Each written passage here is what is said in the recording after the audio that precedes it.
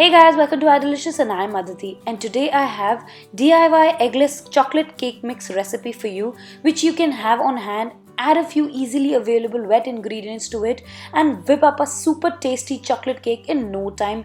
One unexpected company comes over or you can even gift it to someone. Let's see how to put it together. To store the cake mix, you'll need a jar. I'm using an airtight glass jar. As I'm planning to gift it, I have a ribbon and a tag tied around it with the chocolate cake mix mentioned on the tag. Here are all the ingredients you'll need for the cake mix. So you'll need some all-purpose flour, some fine or castor sugar, some cocoa powder which needs to be sifted, some baking soda, salt, and some chopped up walnuts. This is optional. You can also add chocolate chips or any other nuts or leave it out completely. In the flour, add in the baking soda and the salt and whisk it in nicely to mix it together. Now in a jar, start adding the sugar. You can also use granulated sugar here, but first grind it in a mixer so it's easier to mix in the batter. Then add in the chopped walnuts. Now it's time to spoon in the cocoa powder. Do sift the cocoa powder before adding it to avoid any lumps of it.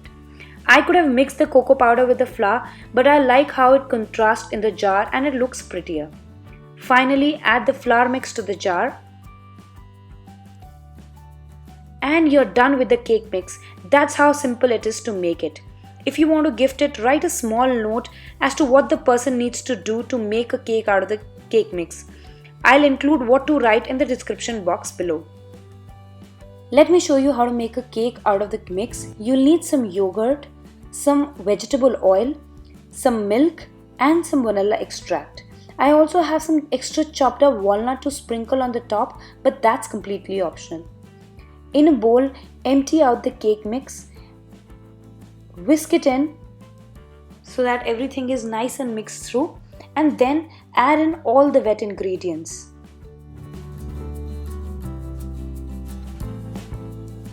Using a whisk it all together till it becomes a smooth batter, and this is what the consistency you're looking for.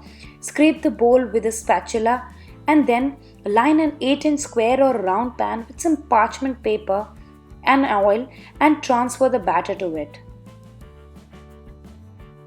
Even out the batter with a spatula, tap the mold on the bench few times and sprinkle on the walnuts on top.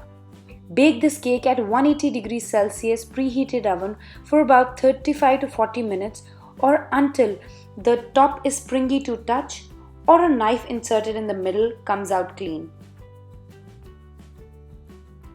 Let the cake cool in the pan for 10 minutes and then run a knife around the edges and tip it onto a wire rack to cool completely. Once the cake is cooled, it's ready to devour. Let me cut a slice and show you how it looks from the inside. It's such a tender cake and it's super delicious. I'm sure whoever gets it as a gift would love it. If you want to see me make a gift basket for the festive season with this cake mix, click on the eye above or find the link in the description box below. Hope you give this a try, and if you do, don't forget to share a picture with me on my Instagram, link to which is in the description box below. And if you still haven't subscribed, please hit the red subscribe button and the bell icon next to it to get notified whenever a delicious video comes out. See you again with a new video. Until then, bye bye.